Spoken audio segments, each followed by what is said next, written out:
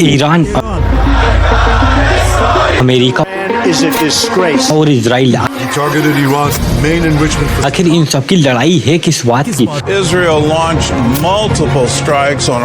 दुनिया में 57 Islamic countries हैं, लेकिन क्या वजह है कि अमेरिका और इजराइल इन सबको छोड़कर एक ही कंट्री ईरान के पीछे पड़ा है? ईरान और अमेरिका की इस जंग को पूरा समझने के लिए हमें पीछे जाना होगा द वे वर्ल्ड वॉर 2 में। We shall never surrender! दुनिया की हर कंट्री के पास सिर्फ 2 ऑप्शन थे, या तो वो ब्रिटिश एम्पायर का साथ दे या फिर हिटलर का, जिसमें से दुनिया की ज़्यादातर कंट्रीज ने ब्रिटिश एम्पायर का साथ दिया। लेकिन उस वक्त ईरान के बादशाह ने ब्रिटिश एम्पायर को छोड़कर हिटलर के साथ हाथ मिलाया, जिसके बाद ईरान और जर्मनी बहुत ही क्लोज दोस्त बनने लगे और यह बात ब्रिटिश एम्पायर को बिल्कुल पसंद नहीं आई। इसलिए ब्रिटेन ने हर तरफ ईरान पर हमला कर दिया और बहुत तेजी से पूरा ईरान फतह करने लगे। यह देखकर ईरान के बादशाह ने कुछ ही दिनों में ब्रिटिश एम्पायर के सामने सरेंडर कर दिया और उसके सामने अपनी बादशाहत बचाने की भीख मांगने लगे, जिस पर ब्रिटिश एम्पायर ने कहा ठीक है, लेकिन हमारी एक शर्त है, तुम्हें ईरान के तख्त से हटना होगा और अपने 22 साल के जवान बेटे को ईरान का नया बादशाह बनाना होगा, क्योंकि उसका यह बेटा राजशाह पहलवी ब्रिटिश एम्पायर का वफादार पेपेट था। ईरान का नया बादशाह अंग्रेजों से बहुत ज़्यादा एक्सपायर था। वो चाहता था कि ईरान के लोग बिल्कुल बेस्ट की तरह कपड़ा पहने, उन्हीं की तरह पार्टियाँ करें और अपने सारे ट्रेडिशन को भूल जाएं। इसलिए वह पहले दिन से कोशिश कर रहा था कि किसी तरह इस्लाम को ईरान के लोगों से दूर कर दिया जाए, जिसकी वजह से उसने ईरान में हिजाब पहनने पर पाबंदी लगाई, बहुत सारे मदरसे और मस्जिदों को बंद करा दिया और ईरान के बड़े बड़े इस्लामिक स्कॉलर्स को गिरफ्तार कराने लगा और इसकी जगह म्यूजिक, पार्टी और शराब को पूरे ईरान में फैलाने लगा। यहाँ तक एक टाइम ऐसा आया कि ईरान में इतनी बड़ी शराब बनने लगी कि ईरान जैसा इस्लामिक मुल्क दुनिया को शराब एक्सपोर्ट करने लगा। ईरान के इस बादशाह का ख्याल था कि वो जो कर रहा है बहुत ही अच्छा कर रहा है। यहाँ तक कि उसने एक दिन सऊदी के किंग फैसल को कहा कि तुम ये क्या पुराने ज़माने में जी रहे हो, तुम्हें चाहिए कि सऊदी को भी एक बिल्कुल बेस्ट की तरह एक लिबरल कंट्री बनाओ।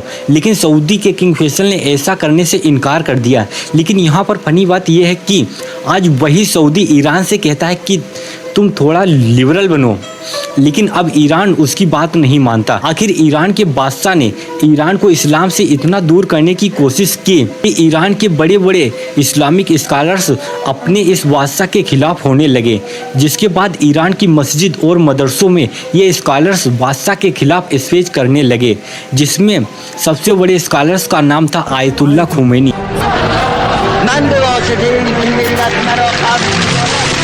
खुमैनी और उसके फॉलोवर्स ईरान की आवाम को बादशाह के खिलाफ बगावत के लिए भड़काने लगे। Waiting for. आखिर खुमैनी की ताकत ईरान में इतनी बढ़ गई कि ईरान के बादशाह ने उसे गिरफ्तार करके ईरान से हमेशा के लिए बाहर भेज दिया, जिसके बाद इमाम खुमैनी ईरान छोड़कर इराक में रहने लगे, जहां एक यंग लीडर उसकी हर हरकत को गौर से नोट कर रहा था, सद्दाम हुसैन। आखिर आहिस्ता आहिस्ता सद्दाम हुसैन भी खुमैनी की ताकत को देखकर उससे डरने लगा। यहाँ तक कि एक दिन उसने ईरान के बादशाह से कहा कि अगर आप चाहते हैं तो मैं खुमैनी को साइड करके उसे गोली मार देता हूँ, जो सद्दाम हुसैन के लिए बहुत आम बात थी। लेकिन ईरान के बादशाह ने कहा कि नहीं, इसे मारने की कोई ज़रूरत नहीं है, या बुढ़ा खुमैनी मेरा कुछ नहीं बिगाड़ सकता। इमाम खुमैनी इराक में बैठकर अपनी स्पीच को कैसेट में रिकॉर्ड करने लगे, जिन्हें फिर बहुत सीक्रेटली स्मगल करके पूरे ईरान में फैला दिया जाता था। और खुमैनी की बातें सुनकर लोग इतना एक्सायर होते थे कि वो आहिस्ता आहिस्ता ईरान के बादशाह से ज़्यादा इमाम खुमैनी को अपना लीडर मानने लगे। लेकिन फिर भी ईरान के बादशाह को तख्त से हटाना इतना कोई आसान काम नहीं था, क्योंकि उसके पास बहुत खतरनाक फौज और सुपर पावर अमेरिका का सपोर्ट था। America gave us generous and valuable financial and military assistance. क्योंकि अमेरिका का मुसलमान दुनिया में सबसे फेवरेट पेपेट था। लेकिन यहाँ पर जब ईरान का बादशाह अपनी ताकत की पीक पर था, उसने अपनी जिंदगी की सबसे बड़ी गलती कर दी। द फ्लेम्स ऑफ पर्सिया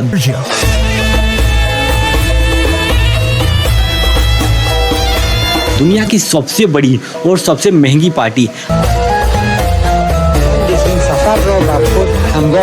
अचानक एक दिन ईरान के बादशाह ने ऐलान किया द ग्रेट पर्शियन एम्पायर को दोबारा जिंदा करने के लिए ईरान में दुनिया की सबसे बड़ी पार्टी होगी। यह एक ऐसी पार्टी होगी जिसमें दुनिया के सारे लीडर्स और बड़े बड़े सेलिब्रिटी इनवाइट किए जाएंगे। ईरान का बादशाह उसी पर्शियन एम्पायर को दोबारा जिंदा करना चाहता था, जिसे आज से बहुत साल पहले हजरत उमर बिन खत्ताब की खिलाफत में मुसलमानों ने तबाह कर दिया था। इस पार्टी के लिए ईरान के डेजर्ट के बीच में एक नई सिटी बनवाई गई और अपने वीआईपी मेहमानों के लिए ईरान के बादशाह ने 6000 लेमोजीन्स मंगवाई, सोने की प्लेट में खाना खिलाया। जिसके बाद ईरान के बादशाह ने सबको अपने सामने खड़ा किया, अपने सोने के तख्त पर बैठा कि अब वही पर्शियन एम्पायर का नया शहंशाह है। लेकिन अब जब ईरान का बादशाह अपनी अयाशी की ज़िंदगी गुजार रहा था, वहाँ ईरान के गरीब लोग सोचने लगे हम यहाँ खाने पीने की चीज़ों के लिए तरस रहे हैं और हमारा शहंशाह सोने की प्लेट में खाना खाता है। इसलिए इस पार्टी के बाद ईरान के लोग बहुत तेज़ी से इमाम खुमैनी की सोच की तरफ बढ़ने लगे और खुमैनी ने भी अपनी कैसेट्स में ऐलान किया कि ईरान का बादशाह आज के दौर का यजीद है।